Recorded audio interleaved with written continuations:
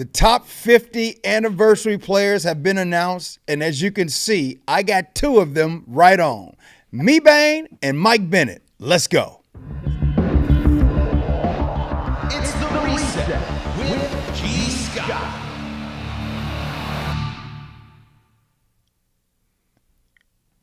Now, Bane, I was out in Suncadia at the golf course, and your former teammate, your good buddy, Mike Bennett says, "Hey, G, I'm proud of you, man.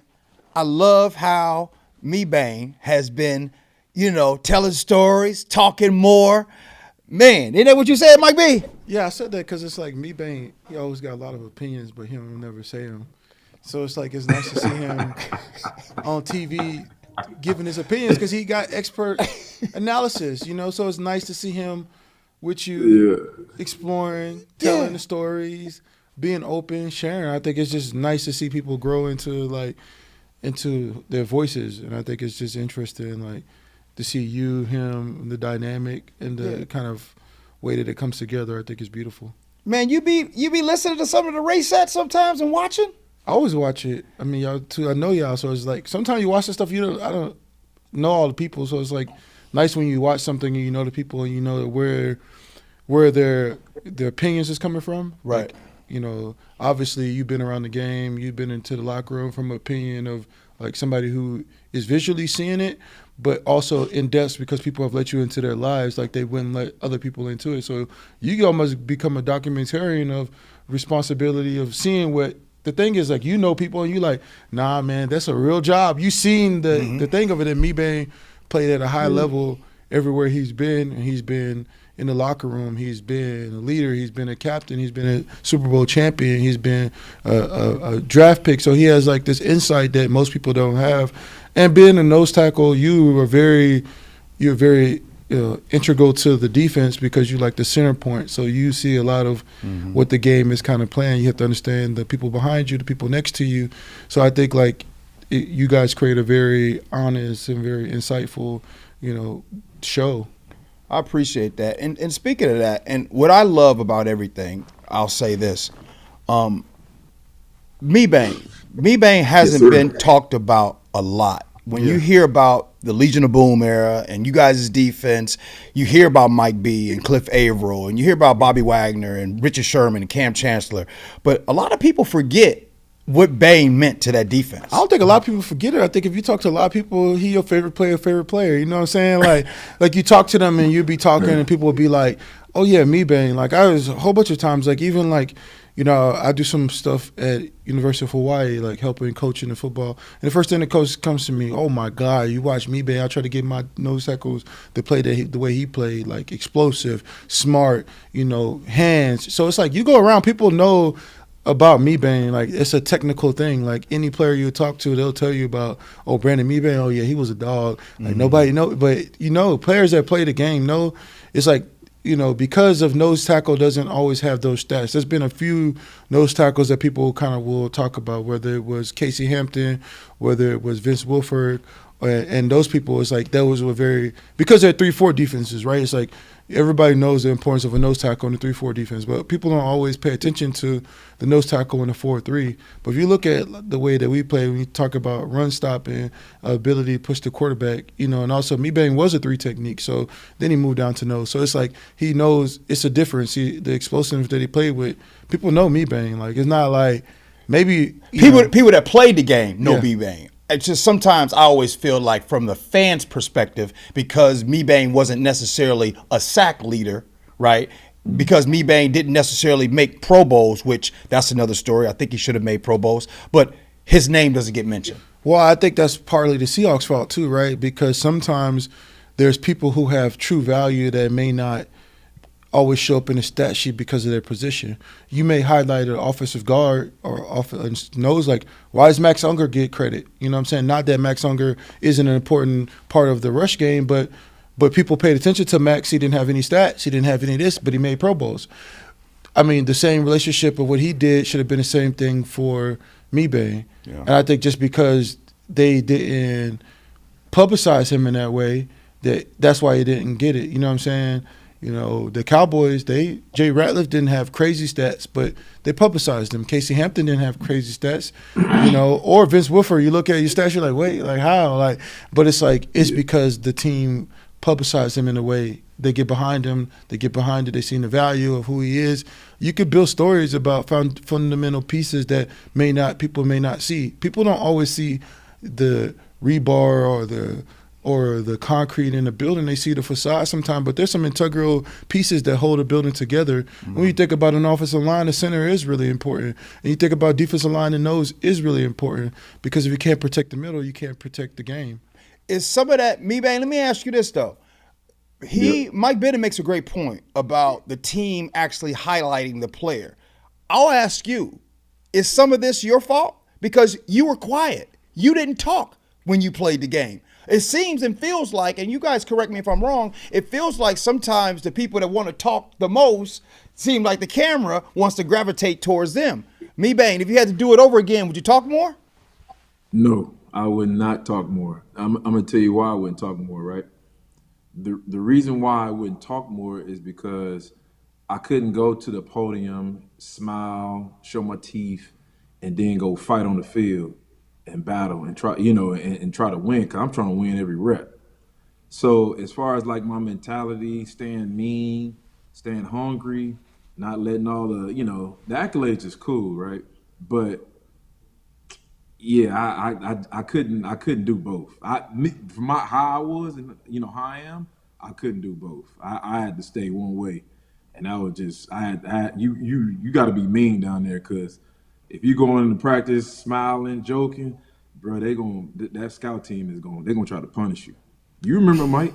No, I disagree with you, though. I think you could have talked more. I think that you talking more, people could have got to know you the way that I got to know you and how your teammates got to know you. People are getting to know you now, but I feel like, it didn't have to be every week, but maybe once a week having a conversation or kind of putting yourself out there. I think you are one of the most jovial people on the team. Like, people love being your teammate. You know what I'm saying? So, I go back to my visit to University of California, so I've been seeing you for a long time. So it's like, what happened? You saw him at the University of California? Yeah, I went on a visit to. That's where I met Mebane at. You was his host? Yeah, that's where I met Mebane at. Yeah. Man, what? Okay, hold on. I want to get Mebane's perspective. Correct me if I'm wrong. I remember in 2009 when Mike B showed up as an undrafted guy out of Texas A&M. Yeah. What was he like on that visit? Because he wasn't the Mike B that he is today. No, he's the same Mike Bennett. The only thing was different, he didn't have no beard, and he had like a little high top, a little fade. Yeah. Same Mike Bennett, man. Mike Bennett, man. So you must have been a terrible host because he didn't sign. What y'all do? I actually did. I was going to commit, but then I realized, I was like, damn, this is far. Like I was talking to my dad. I was like, nobody's ever going to see me, because I went to University of Cal. And it was beautiful. Like, I was like, man, this is crazy. Like, Mebane was there. They had other defensive linemen there. The coach was pretty cool. He gave us a samurai book. He was really Ken something, right? Ken Delgado or something like that. What's his name? Delgado. Yeah, Coach Delgado. He had a black wife too. He had a black wife, didn't he? Yeah. But I like Cal though. They didn't have the facilities though. That weight room was so small. I was one of the very few people that they ever recruited from Texas. They didn't have a lot of people from Texas. I think it was just Justin Forsett, right? Forsett. And Forsett, that was it. And then me. That was one of the people that they brought in from. Yeah, they didn't go that far. Yeah, only because the coach saw me on film. I sent my film to them, and he was like, "Oh yeah," like he saw my skill or whatever. And then I fit into the defense. Really, it probably would have been a good decision to go there. And so I met Marshawn, I met Deshaun Jackson, I met everybody there. Met Aaron. I met Aaron. And there was another quarterback that he had went on he was Mormon. Remember, there was a quarterback that was Mormon? He went on a mission? He came back. I think he was behind. He talking about Nate Longshore? No. Yeah, I think it's somebody but yeah, that's why I met Aaron Rodgers the first time. Yeah. So yeah. So okay, so let's fast forward. So Mebane, you've known him since college days. You won a Super Bowl together. You guys are still friends. I need to know this. We all want to know. Give me, if I ask you, Bane, for a memorable moment that involves Mike B, what would it be? Man, I think it was 2014 or 15. We in Cincinnati, Okay. and Mike Bennett is playing next to me. So Mike Bennett during that game, and this is the only time this when Mike Bennett was there, he was the only dude I say on the defensive line that probably watched more film than me. Mike Bennett be watching film Saturday night, damn near Sunday morning, right? I'm like, Mike, what? I didn't ever say nothing to him. I'm like, Mike, what are you watching, bro? Like, right. But Mike knew a lot of stuff, and it was just like, yeah, I ain't gonna tell it all because it was like he could be wrong or he could be right, right? Right. So we in Cincinnati, right? Mike Bennett is going from the 5, 4, and 6. He just moving around, right? He moving around on his own. This particular play, they running a reverse, right? With the inside, they slot receiver. Oh, right? yeah. Mike Bennett is at the 5 technique. Okay. Mike Bennett shift down and damn near moved to a 3 technique. He hit the gap so hard, he damn near ended up in my gap, right? Okay.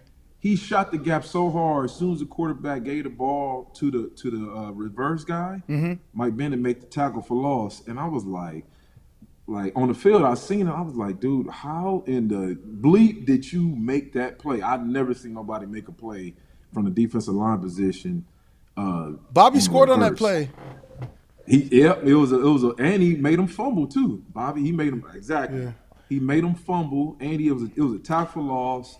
Made him fumble, and Bobby picked it up and scored. You know, I want to say this. Thank you for sharing that story. I'm glad Mike B remembers.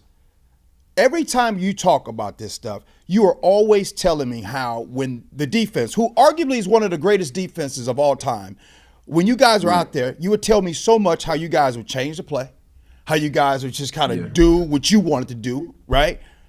Mike B. Well, this. Go ahead. No, this is what. So Mike Bennett, right? He'll do this, right? Let's say on Thursday they bring in third down. They'll bring in the package like, yeah, man, we about to do this on third down. Mike Bennett will stand up and be like, we ain't doing that. And then Mike Bennett get on the board. He erase all the stuff that they want to put in. Mike Bennett will put his own stuff in there. And they'll just sit back and be just listening to Mike, right? And Wait, I'm like, damn. Hold on. They would let they would let you erase what was on the board and come up with what you wanted to do on third down. It was just suggestions like, okay, this is what they're doing. No, it wasn't no damn suggestions.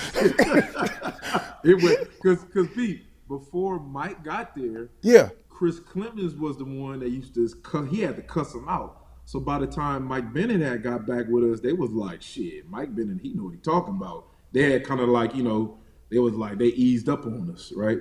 And so Mike Bennett will go on the board, he'll draw up like 3 or 4 different things. And he'll be like, we can do this, we can do this, we can do this. And then what was so good and so smart about Mike Bennett would show you on film and show you certain plays. He'll stop the film, be like, here, go right here, bam. And we'll stop the film, and Mike Bennett presented. He was like a lawyer in there. He was like, I'm arguing my stuff. And I forgot about that. But that kind of makes me nervous, though. I just and the reason why it makes me nervous because it's basically saying that, and that's just the defensive side of things. It almost feels like in order for you to have chemistry or success, that the players themselves have to be almost like Jedi mind tricked in understanding of the game. Well, and can you coach that? Did somebody teach you that? Yes, I think it was definitely there. I think Who taught you? Man, Coach Millard, Keith Millard taught me how to really watch film. When I was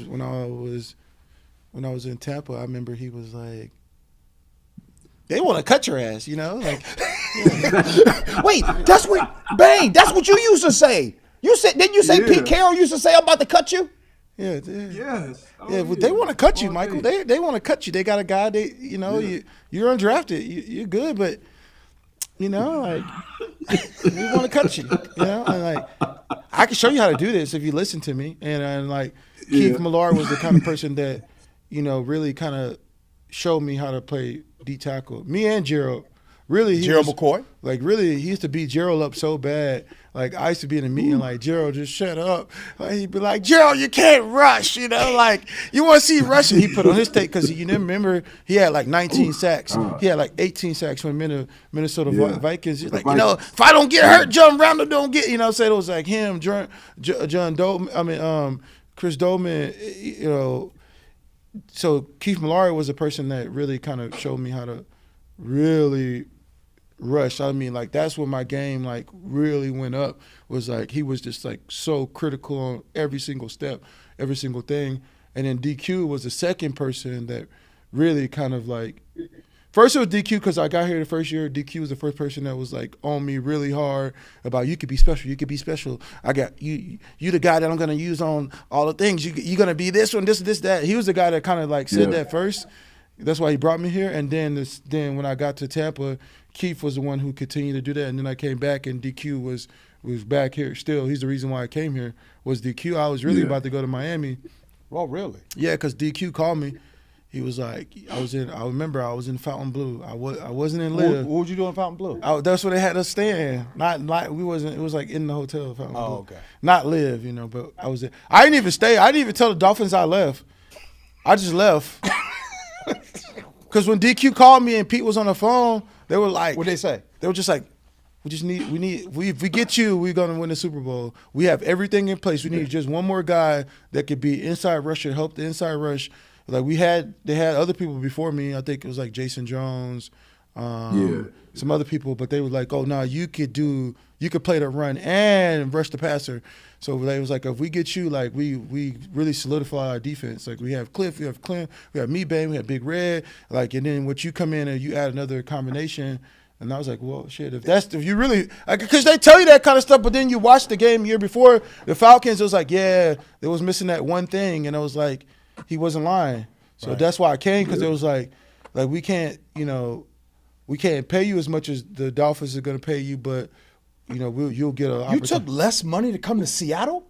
Wait, hold on, breaking news. You took less money to leave Miami and come to Seattle? Yeah, because it was just a 1 year deal. It was like you do 2 years or 1 year. But then I was talking to my dad about it, and he was like, yeah, I think you should go there because it is true. They do have a great defensive line. When you also look at what they were doing, they were having fun. Because I was supposed to get franchised in Tampa. In Tampa, yeah. And then I had got injured or whatever, and then, I was just talking to the GM, and I was offended, you know what I'm saying? Because they were like, oh, we want you to take a little less than the franchise. I was already first-round tender. Usually you get first-round tender, then the next thing is franchise. And so I was just like, and I had finished with 9.5 sacks, 25 TFLs, 35 quarterback hits. Like I had a great season. And so, and what happens when you don't get franchised by your own team, like that kind of messes up your market because people are like, well, what's the point? Like this guy just did everything he's supposed to do. And he didn't get franchised, like, you know what I'm saying? So that kind of messed it up a little bit for myself or whatever. But so I just came here and I was just like, I also love football. Like I just love the game of football. Like I grew up loving football. Like not to just playing the game, watching the game, historian of the game, love watching. I just love football. Like that was something I actually love. Like, you like this generation, people like the game for what the game could give to them. I actually just love football. I love the contact of it. I love being on the team. I love like just playing football. Like that was just something that I actually grew up loving. Like in my backyard, playing. I was undrafted. You could quit if you're undrafted. You gotta love football to play as an undrafted player. Like that's really like the shit you have to go through to get to the top. Like you gotta love it. Especially because we was doing two-a-days. Yeah, two-a-days. We was doing two-a-days back then. That was a grind, man. Hey, before you go, G, I got one more though. No, we got a little bit of time. We go, Paul. We go a little bit extra today. Go ahead. So we in this game, we in St. Louis, right? Okay. And I don't know if Mike Bennett remember this play, right? He probably do. So we in St. Louis, man. And this is probably 2nd and 7, right? And we know it's pass. I know it's pass. Mike know it's pass, right? Mm-hmm. So I give a center the juke. I give him the inside, outside hat. Right? Yeah. And I beat him, right? The guard somehow just slid to Mike Bennett. So I said, oh, my God. My eyes got big. I see the quarterback. And I was like, man, all of a sudden I see Mike Bennett come out of rear view of my eyes, and he just keep coming. I'm like, I'm gonna beat Mike. Mike just come and just zoom, took my sack. I said, oh no. Oh, I know a play Right? you're talking about too. And then we get on the sideline. I'm looking at the paper. I said, Mike, you took my sack away from me, man. He said, oh man, my bad, sorry. I was like, come on, Mike, man. You know I don't get there back, man. He just zoom. My bad, bro. But I feel like me as a player though, like I got better because of Mebane. Like I feel like because I was next to Mebane, became a better player. Like when I got here. Why is that? Well, because Mebane is one of the most intelligent players you could play with. Like I could tell Mebane something. Like we were so in sync when we played together. Like how me and Cliff was on pass, that's how me and Mebane was on run. So like me and Cliff was very in sync on pass. Like we could like, there's sometimes we'd be like I could like. If Cliff get off the ball before me, I'm like, okay, there's no reason for me to continue to go. Like I would kind of work into another position. I feel like in a rush game, in the run game, that's how me and Mebane were. We communicated very well. Like we didn't have a lot of people get a lot of rushing yards on our side just because we was in the 4-eye and in the nose. Like we really didn't like have to come. Like we were so strong that we didn't have to come off the ball. We could just like play with two hands and just grab somebody. Like we were so technically sound. Like in a sense, like we both very technical in our how we play the game. So like, you know, I could be like, Mebane be like, Mike, they coming your way, and I was supposed to be in the 4-eye, and because Mebane's telling me that they coming my way, I'm scooting out. You know what I'm saying? Because he like, ain't no reason for you to be here. Up. You know, but before That messed the offense up. That messed the offense up because they used to show people being stagnant, and then like. I'd be like, Mebane, they about to run power. And I'd be like, Mebane, scoot the over. Scoot over. This is my play. How many times he stepped on my toes, G? Like, I just get in there. I'm standing next to Mebane. I'm just like, Mebane, I'm about to go. Like, they about to run this power. I'm going to make a TFL. I mean, that's how I made so many TFLs. It's because of Mebane, really. Because if I play against other people, I wouldn't be able to do the things I would do because Mebane will, you know, allow you to do the things or like say it. It's like, hey, you see it, go. Like, so it's like we could communicate. And then Pete Carroll trusted us too. At some point, Pete kind of trusted me and Mebane on the same side. He was like, if y'all see it. Before the 4, I never used to go. They used to stay still. Yeah. And then I just started backside plays. I just would go like, you know, like, why am I going to stay here and stand on, they running left. Like, why am I standing right here on the right? And, you know, and that became like a thing. Bobby and KJ, they had to be aware so much because Mike would go from a 4 to a 5, and then sometimes he go to a 6. But if he go too far out to a 6, I had to get inside shade on the guard, right? You know, so Mike and Bobby would have to understand like what we doing up front. We even tell them like, bro, y'all better just watch us, and then whatever we do, bro, y'all correct us. But no, that was dope though, man. It was the best thing about me and Mike and our whole defense. We used to communicate, over communicate before every play and after every play. Our playbook we didn't have like 30 plays. What we was just based on winning our one-on-ones and communicating before and after.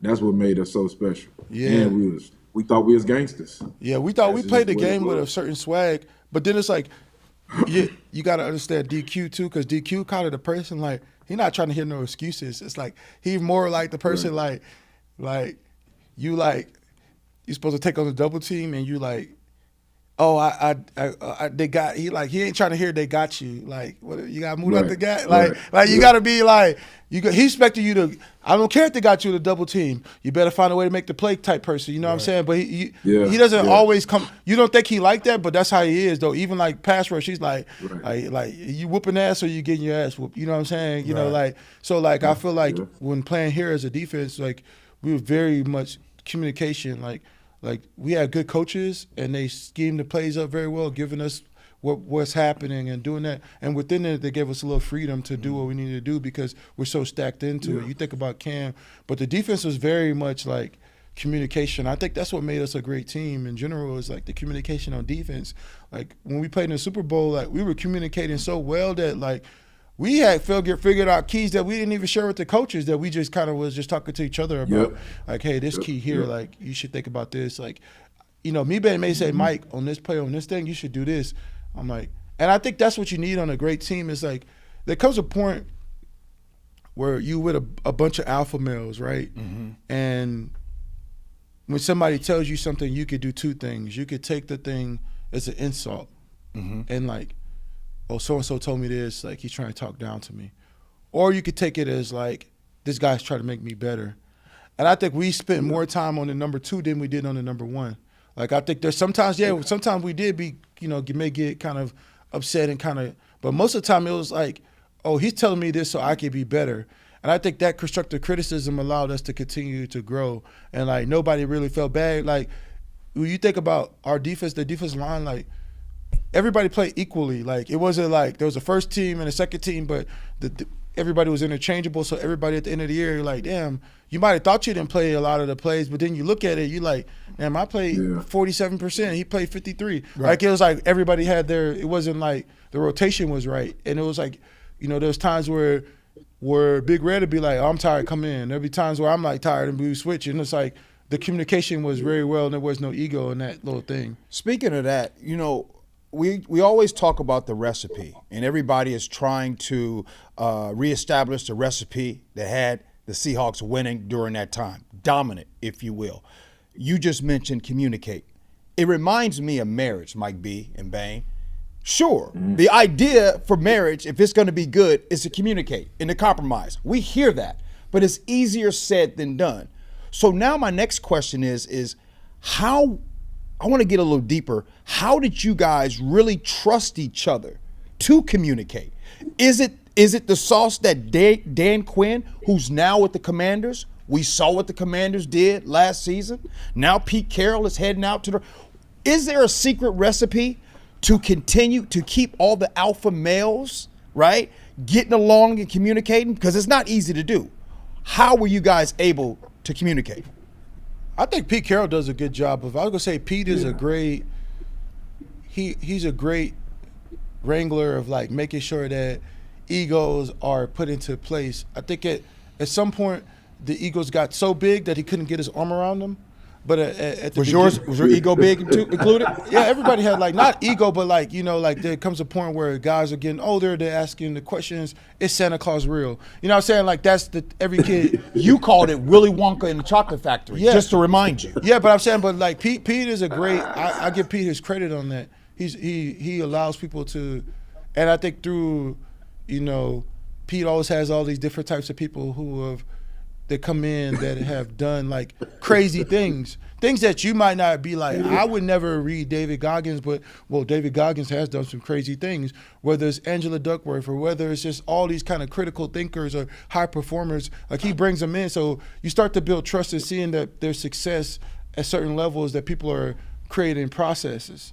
And I think what happens with trust, you have to trust the process. And I think over time, people started to trust the process, trusting the results. It's like, oh, what we're doing is right because we're winning. It's like the trust starts to break down when you're not winning, Okay. That makes sense. Or when you throw the ball on the one. That breaks the trust down. Will you ever get over that? I don't think anybody will ever get over that. I've asked Bang. No, can you tell us your view? Hey. Where were you at? No. Where were you standing? What did you say? Line. I couldn't believe it, though. I don't think anybody could believe it because Marshawn, I just remember, the year before we beat the 49ers and Marshawn was rushing the ball very well and we won the game because of him, in my opinion. Although we had that tip and overthrow, there was that big run on the sideline that he got in. And then the next year at Green Bay, he kind of did the same thing in a great thing because Russell was having a bad game. Mm-hmm. So I feel like Marshawn, we kind of rolled Marshawn to get to the Super Bowl, and at that point, and I think that you should continue to go with him, the hot hand. Doesn't matter. I think at some point. Why do you think they didn't give it to him? I don't think there's no. I think Tell maybe, the truth, Mike. I think maybe Pete lost trust in his own ability. Maybe he didn't lose trust. Maybe not say that. I think Pete trusted the stats, the analytics that says that this is the best play. Mm. But it's like AI. It's like AI can only make so much decisions before the human touch has to be into it. And I think if you look at the humanistic part of it, you say go with Marshawn. We live with that play. You rather live with that than AI. Than the opposite. You know what I'm saying? Because now it's like if you run with Marshawn and he doesn't get in, everybody would be like, you tried, you did what we would have did. And so people would have been okay with that if Marshawn doesn't get into the end zone. I think that we never have this conversation. If Marshawn gets stops on the end zone, nobody says, oh, that was a bad play call. Everybody said that was a bad play call, but they made a better play. Right. Yeah. You know what I'm saying? If Marshawn gets stopped, do you say you live with it? You say, oh well, Marshawn they beat us. They beat us. They You know beat what I'm us. saying? Yeah, he did. We went with our best guy. Their best guy beat our best guy. Yeah. That's what you say, Hey, right? man, you know what's so interesting about that play is we used to run that. Remember, Mike? We used to run that play all the time in practice, right? Yeah. You know, Brandon Browner called the play out. He called the play out and was like, "Hey man, here that play come." So obviously they was talking about that play in their meeting room. Like we used to run that play a lot, but a lot of people just didn't notice it, right? And so Brandon Browner called the play out. They come out in the wrong personnel. They came out in goal line because they thought we was running the ball. We come out 11 personnel or something like that. And yeah, it went just haywire after that, man. I think another thing too, like we were so very communicative and we used to talk about everything, right? Especially on and off the field. We never addressed it that the next season. Like we never addressed that. It was just like it just we never happened addressed and we it. just moved on. But I heard Yeah. when y'all came back from the Super Bowl, before that breakout meeting, you guys had a meeting in there. How'd that meeting go? I don't remember that meeting. You remember that I meeting? can't talk about it. No, I was gonna say I think if we win that Super Bowl, we talking about We go to 3. we talking about 3 or 4 because even the next year. Yeah. Yeah. We close to beating Carolina. Like we had some bad plays at the beginning. I mean, I think Russ had a couple interceptions. They scored on defense twice. We gave up one long run, but other than that, they didn't have many yards against us that game. If I think about it again, but If you win the Super Bowl, Cam maybe doesn't sit out those first 2 games of the season. I think that even if we win the Super Bowl, it is. I think it's more about like, you know, that we got. Marshawn was injured that next year, when he had like the back injuries and stuff like that. He didn't play full all the way. So I think that was kind of their kind of situation. I think if you win that, it's just like the morale is better. If the morale is better, then you trust the process again. So back to the point about communication and how important that is, do you think that decision at the 1-yard line made it bad for communication and trust going forward after that? I think so, but I think that's also an excuse. I think that we could have just went back again. You know what I'm saying? Like put our foot forward, but it was like that scoringness that was still in, that was still in there that wasn't completely. Knowing what you all know now, what would you do to help address that? I think I would have just challenged us to get past it, really. I think that could have been the remedy. I think we just going and playing because we still, like I said, Cam Newton wins the MVP that year, right? The following year. Right. Like we're in the game with Carolina, like, you know what I'm saying? Like we go to we nail biting, you know what I'm saying? So it's like we just needed to be more focused on the future and not let something that continuously haunt us. It's always going to haunt us, but at the end of the day, I think we could have just moved forward on that and just continue to play and realize that was last year, and we lost focus on to the next play. And I think we would have just went on to the next play, went into that season focused on like, hey, let's come together. Even though the world is saying we made a big mistake, rally behind Pete and move forward in a real way. You know what I mean? Yeah. Yeah. I think because Pete fought that for was a lot of tough, us. though, Mike. It was tough. Like That was tough. I always like That's Pete a Carroll. Super I'll Bowl. never say nothing bad about Pete though. Like Yeah. I mean, I agree. I'll never say anything. No, like, I agree. Like overall, my experience with the Seahawks is a great experience. You know what I'm saying? Like I don't feel like that Pete was a bad person. He made a bad decision on the football field, but I think so many other people have put all these kind of conspiracies in the air.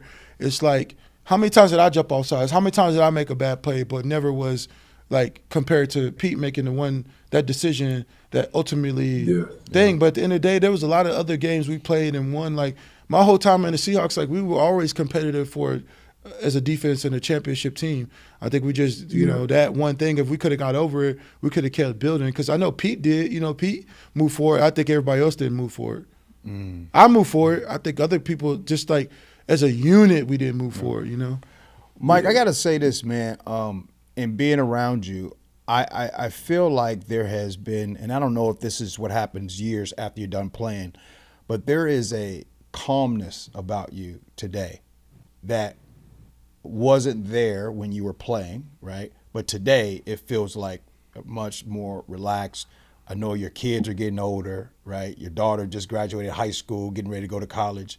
What is the energy that I feel with your calmness today? I think, like what Mebane said, I think when you're playing in the NFL as a defensive lineman, you got to be off a little bit. You know what I'm saying? Like, to line up every play and get head trauma every single play, you got to be kind of nuts. You know what I'm saying? So at the end of the day, after a while, you kind of just like, you come back to yourself. I think you retire, you kind of get over the game, and you move forward. I think I've always been like, you know, chill. Like, it's just more chill. You know what I'm saying? Mm-hmm. It's not the amount of stress, like, competing at such a high level, because I think when you're playing like on a team the team we played on, people always expecting championship. People always expecting something great.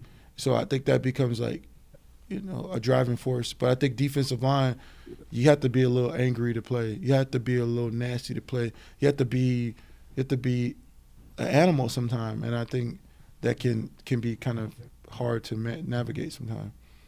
Mm-hmm. Bane, you was mean like that too, bro? Bane was mean. I mean, you had to, man. Oh, man, you heard some of the shit that Bane said to other people? Bane, oh, my God. The trash talk between him and Big Red, oh, my God. Can you tell us something he said? Nah, I can't tell you. I can't really. But I'm really happy Mebane is a part of the top 50, because I think, you know, the value that he really brought to the organization is kind of being uncovered. And, you know, just because gold has some dirt on it doesn't make it not gold. You know, you can still wash it, and underneath it, that was gold the whole time. I think with Mebane's career, you really realize the value that he played and what he did, and the kind of 13 years as a D lineman is impressive. You know what I'm saying? And the way that he played the game, the respect, his honor and integrity. I think the Seahawks did a great job, and everybody who voted on it was right. Like, this is one of the best players who's ever put on a uniform for Seahawks, and I think you recognize it. And I think as players, we always valued him, but I think fans getting to see him in that spotlight is only the right way for it to be, you know? Mm. Well, you're back here. Your Champions of Change event is tomorrow on Friday. That's going to be great. And then you also have your pickleball tournament that's going to happen on Saturday. You want to tell some of the people right now about why Champions of Change exists and what you all are doing for the community continuing? I think for me, I've always valued my humanity, you know. Even if you say, oh, the calmness, I've never been scared to stand up for what I believe in, regardless of the ridicule or whatever. Even in college or whatever I believed in, I kind of have done that. And I think charity and humanitarian work and philanthropy is just a part of who I am and just my makeup. You know, and so, like, being a part of Champions of Change and working with Cliff and Doug is just a continuation of the brotherhood. It's like the thing that makes a team very successful is that you need more than one functional part. I think the function of multiple people coming together to build an object or to make something move, I think in culture and you know, in charity, it's like everybody's needed to change the world. There isn't one person who's going to be more important than changing the world. It's like we have to collaborate. We can't do this in silos. We have to keep building teams. We have to think about each other. We have to think about that every human has this important role. And I think that's what Champions of Change represents. It's like three guys who could be doing something individually but come together as a collective to make sure that we're building more teams and more people who are out there trying to change the world, who see a problem in their community and want to make an impact. I think that's what Champions of Change really kind of is. Really, it's like finding those team members who want to collaborate with other people and we want to fund them. And that's where we kind of have really built this around. I think when I think about the people that I play with, or just think about people who have impacted me, the people who I look at as guiding stars to how to be a human on the planet. It's like the fundamental thing that was always there was this kind of innate ability to recognize the importance of every human.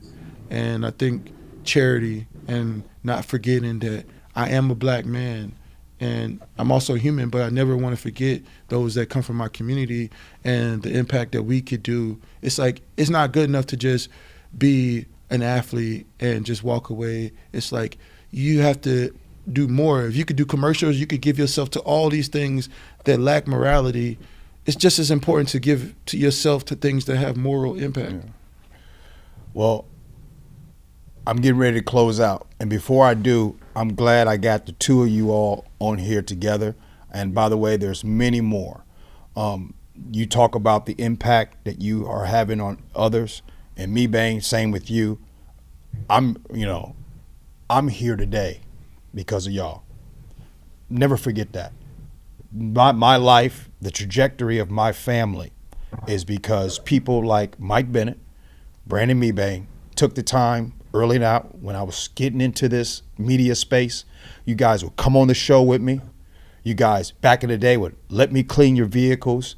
And so I just want to say that even before you were champions of change, even before you got big contracts, you guys looked out for me, man. Mm-hmm. And I want to tell you this, like I said, I got you on the show now. I will always, number one, work hard, and number two, give back because of what you guys did for me. And I can't thank you guys enough. Bang, that goes for you too, man. I can't thank y'all enough for the life that I have because of you guys taking a chance on me. And if there is a current Seahawk player today that's watching this, I hope that you do the same the way they did.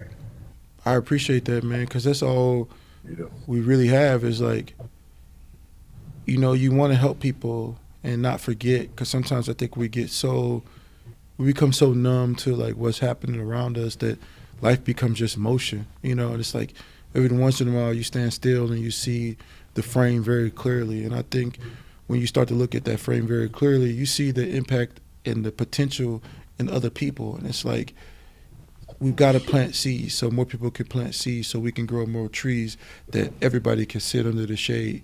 And I think that's really where the dynamic comes from. And that's what we saw in you. We see somebody who is really trying. But if you give them the opportunity, what would they do with it? It's like so many people want to deny other people the opportunity to have that moment. But I would say that the greatest thing about you is that you have taken it, seized it, planted it, watered it, grew it, replanted it, grew it again, and you made more. And I think as a friend, I'm really proud of that, of you. And that's what I was saying about Mebane. I'm like, it's really dope to see Mebane talking. You know what I'm saying? Like, here's a guy that knows everything about football but doesn't say anything about football. You know what I'm saying? Like damn, bro. At some point, he's texting me, calling me. I'm like, bro, can you just go be an analyst now? Like, man, like he gonna call me for 30 minutes on a Tuesday. I'm like, Mebane, it's 12:30. We've been on the phone for an hour. I gotta go do some shit. You know what I'm saying? But he's like, hey, did you see the right guard pull along the game the other day? And I'm like, bro, can you just go be an analyst? I know Amina was like, when you just gonna go be an analyst? So it's good to see you doing shit. Yeah. Hey, I see stuff, man. I be seeing it. Man, be seeing it like crazy, but now you get to talk it. Hey, man, that's 45 minutes.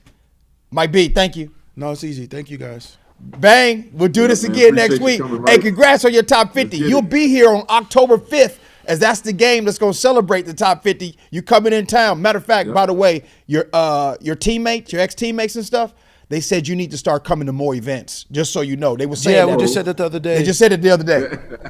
Bang. Hey, I know Amina be watching this. Amina, they said he needs to do more stuff with the Seahawks.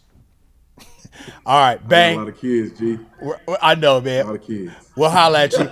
Hey, as for you, like and subscribe. Right, we appreciate you rocking with us. Love you for that. And as always, be kind. Yep. All right, Paul.